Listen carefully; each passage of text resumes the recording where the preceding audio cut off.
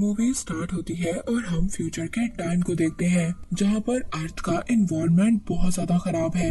यहाँ का एनवायरनमेंट इंसानों के रहने लायक बचा नहीं है। यहाँ पर या तो बहुत सारे लोग अर्थ को छोड़कर दूसरे प्लेनेट पर जा चुके थे या तो बहुत सारे लोगों की डेथ हो गई थी। फिर इसके बाद हम एक स्पेसशिप को आते हुए देखते हैं। इस स्पेसशिप में दुनिया के आखिरी बचे हुए लोग दूसरे प्लेनेट पर जाने वाले थे। असल में ये सब लोग साइंटिस्ट थे। ये अर्थ पर इसलिए थे ताकि ये अर्थ की कंडीशन में कोई सुधार ला सके।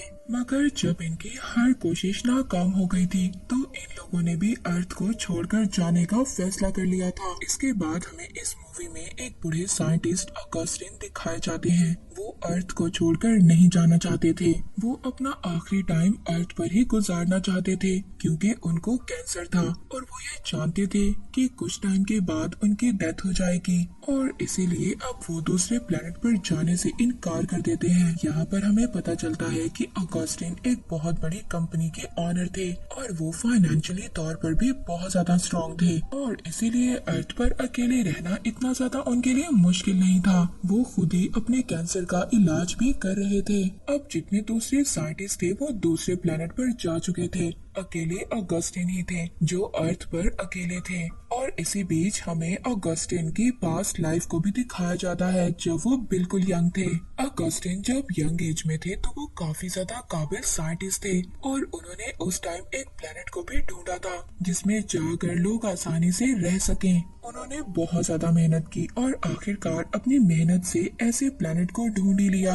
वो एक सेमिनार में सबको ये बता रहे थे कि कैसे ह्यूमंस अर्थ के अलावा भी दूसरे प्लेनेट पर जाकर रह सकते हैं। और सेमिनार में ऑगस्टिन को एक लड़की भी मिलती है और पहली ही नजर में वो लड़की ऑगस्टिन को पसंद आ गई थी और कुछ टाइम के बाद उन दोनों ने शादी भी कर ली थी। मगर यहाँ पर ऑगस्टिन की वाइफ बहुत ज्यादा उससे डिप्रेस थी क्योंकि ऑगस्टिन अपने काम के अलावा किसी को भी टाइम नहीं देता था, अपनी वाइफ को भी नहीं। और आहिस्ता आहिस्ता उन लोगों के दरमियान दूरियां आने लगी। फिर ऑगस्टिन की वाइफ ने ये डिसाइड कर लिया कि वो उसके साथ नहीं रहेगी, उसे छोड़ देगी, जिसके बाद वो ऑगस्टिन से डिवोर्स लेकर चली जाती है। फिर हम दोबारा से फ्यूचर के टाइम में आते हैं जहाँ पर हम ऑगस्टिन को देखते हैं। वहाँ पर ऑगस्टिन को उनकी स्क्रीन पर एक नोटिफिकेशन आई थी कि एक स्पेसशिप उनसे कांटेक्ट करना चाहती है और फिर उसके बाद हम उस स्पेसशिप को देखते हैं। यहाँ पर हमें पता चलता है कि ये स्पेसशिप भी ऑगस्टिन की कंपनी ने ही स्पेस में भेजी थी। उनका ये मिशन था कि एक प्लेनेट पर जाकर लाइफ के बारे में जानना।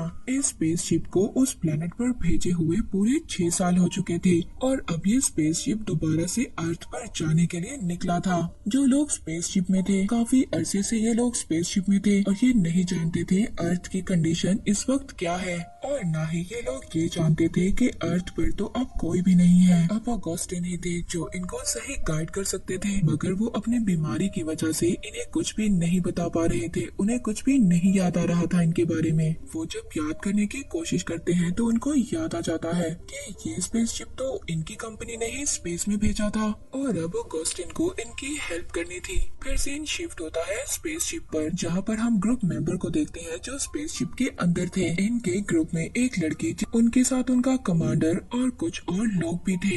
ये लोग बहुत टाइम से अर्थ पर कांटेक्ट करने की कोशिश कर रहे थे, मगर अब इनका कांटेक्ट ऑगस्टिन से हो चुका था और अब ऑगस्टिन के वेट कर रहा था कि 11 घंटे के बाद ही ये इन लोगों को मैसेज कर सकता है। पर तभी उसके किचन में आग लग जाती है। वो जब किचन में जाकर आग बुझाता है तो वहाँ पर उसको एक छोटी बच्ची मिलती है। ऑगस्टिन इस बात पर हैरान थे कि ये छोटी बच्ची यहाँ पर कैसे आई। ऑगस्टिन उस बच्ची से बात करने की कोशिश कर रहे थे और उनको बात करने पर पता चलता है कि वो बच्ची तो गूंगी थी, मगर फिर भी वो ये पता लगाने की कोशिश कर रहे थे कि ये बच्ची यहाँ पर आई कैसे। तभी वो बच्ची ड्राइंग से ऑगस्टिन को कुछ बताना चाह रही थी। वो ड्राइंग बनाती है जिससे ऑगस्टिन को पता चलता है कि इस बच्चे का नाम आयरिश है और तभी ऑगस्टिन को याद आता है कि 11 घंटे हो चुके हैं और उसे दूसरे स्पेस वालों से कांटेक्ट करना है। और बात करने पर उसको पता चलता है कि यहाँ पर तो सिग्नल से नहीं थे, इस वजह से उसका कांटेक्ट उनसे नहीं हो पा रहा था। ऑगस्टिन अपने एंटीना को ठीक करने के लिए चाहते हैं, मगर इससे भी कोई भी फायदा नहीं हुआ था। वो ये सोच रहे थे कि अब क्या हो सकता है। उस बच्चे के साथ ऑगस्टिन की अंडरस्टैंडिंग भी बहुत ज्यादा बढ़ चुकी थी और यहाँ पर ऑगस्टिन को अपना इलाज भी खुद ही करना था। पर तभी इनको यहाँ पर एक प्लैनेट नजर आता है।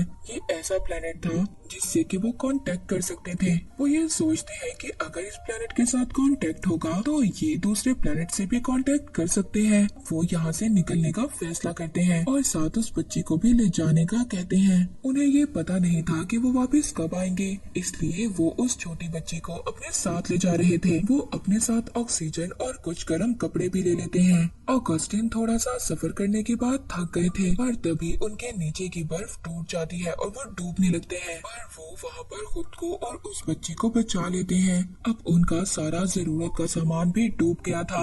आगे वो ये डिसाइड करते हैं कि वो पैदल ही चलकर अपना सफर करेंगे, मगर ऑगस्टिन इतने ज्यादा तेज नहीं चल सकते थे क्योंकि वो बीमार थे। चलते चलते उनकी हालत बहुत ज्यादा खराब थी। वहाँ पर बर्फीला तूफान भी आ रहा था। उस तूफान की वजह से आसपास देखना भी बहुत ज्यादा मुश्किल हो रहा था क्योंकि हर तरफ बर्फ थी। तूफान की वजह से ऑगस्टिन के हाथ से उस छोटी बच्ची का हाथ छूट जाता है। वो बहुत ज्यादा परेशान हो गए थे और उस छोटी बच्ची को ढूंढने लगते हैं। बहुत ज्यादा ढूंढने के बाद वो छोटी बच्ची ऑगस्टिन को मिल गई थी। फिर वो अपना सफर आगे करते हैं। अब आखिरकार उन्हें वो जगह मिल चुकी थी। इसके बाद सीन शिफ्ट होता है उन्हें साइंटिस्ट पर जो स्पेसशिप के अंदर थे। वो ये समझ रहे थे कि वो लोग रास्ता भूल गए हैं और वो लोग शायद गलत डायरेक्शन पर जा रहे हैं। अब ये सभी लोग मिलकर सही वाली डायरेक्शन में जाने का फैसला करते हैं। इस रास्ते के बारे में किसी को भी कुछ भी नहीं पता था कि आगे जाकर इनके साथ क्या होगा, मगर फिर भी वो लोग इस रास्ते पर अपने स्पेसशिप को लेकर चल पड़ते हैं। दूसरी तरफ ऑगस्टिन, जो अब इन लोगों से कांटेक्ट कर पा रहे थे,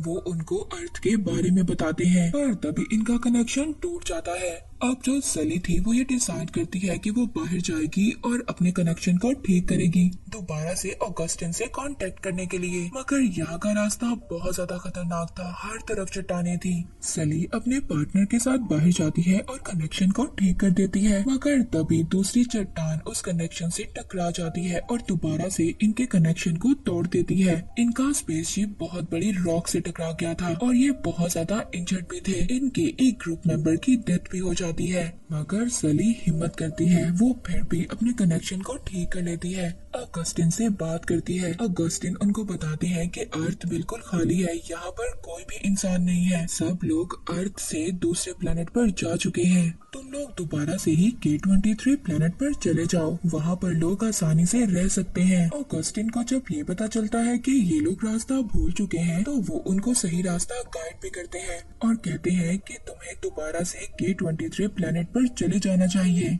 सली वहाँ पर अपने ग्रुप मेंबर्स को ये बात बताती है। वो लोग बहुत ज्यादा परेशान हो गए थे और अब जो दो ग्रुप मेंबर थे वो तो इस बात पर एग्री भी नहीं थे कि वो दूसरे प्लेनेट पर जाकर रहेंगे। वो अर्थ पर जाना चाहते थे। जो स्पेसशिप का मेन पायलट था वो अभी भी ये समझ रहा था कि उसकी वाइफ अर्थ पर है। ऑगस्टिन उसको बार बार समझाते हैं कि अर्थ पर कुछ भी नहीं है, कोई इंसान नहीं है। जितने भी लोग थे या तो दूसरे प्लेनेट पर चले गए हैं या फिर यहाँ पर रहकर मर गए हैं। वो पायलट कहता है कि अगर मेरी वाइफ मर भी चुकी है तो मैं फिर भी अर्थ पर जाऊंगा।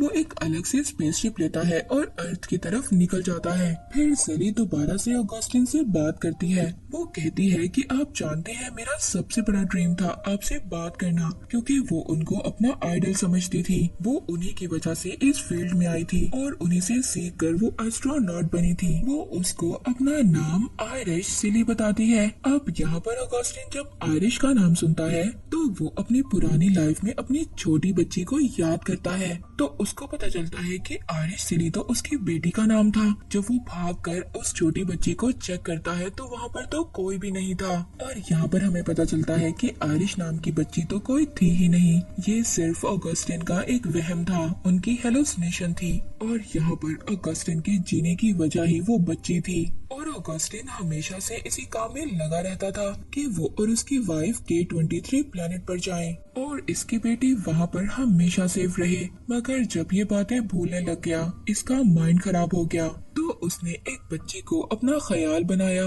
ताकि वो उसकी वजह से जिंदा रह सके, और यही वजह थी कि अब तक ऑगस्टिन जिंदा थे। और यहाँ पर हमें पता चलता है कि सिली कोई और नहीं बल्कि ऑगस्टिन ही की बेटी थी। वो उसको नहीं बताना चाहते थे कि वो उसके फादर हैं, क्योंकि उन्हें ऐसा लगता था कि उनकी बेटी अर्थ पर आकर इनको अपने साथ ले जाएगी। यहाँ पर ऑगस्टिन अपनी बेटी से बात करना चाहते थे। वो उससे पूछते हैं कि K23 प्लेनेट कैसा है, तो यहाँ पर सिली उसको सब कुछ बता देती है। वो उस K23 प्लेनेट के बारे में जानकर बहुत ज्यादा खुश होते हैं और उनको वहाँ पर जाने का कहते हैं। और ऑगस्टिन की बात सुनते ही वो अपने पार्टनर को लेकर K23 प्लेनेट की तरफ चले जाते हैं। वो कहती है कि K23 प्लेनेट पर लाइफ पॉसिबल है और जितने भी लोग दूसरे प्लेनेट पर लाइफ को ढूंढने के लिए गए हैं वो यहाँ पर ला सकते हैं। सीन शिफ्ट होता है ऑगस्टिन पर, जो कि बिल्कुल ना डर बेखौफ थे, आसमान के नीचे खड़े थे, क्योंकि वो ये जानते थे कि उनकी लाइफ का मकसद पूरा हो गया है और अगर अब वो मर भी जाएं तो उन्हें कोई भी फर्क नहीं पड़ता।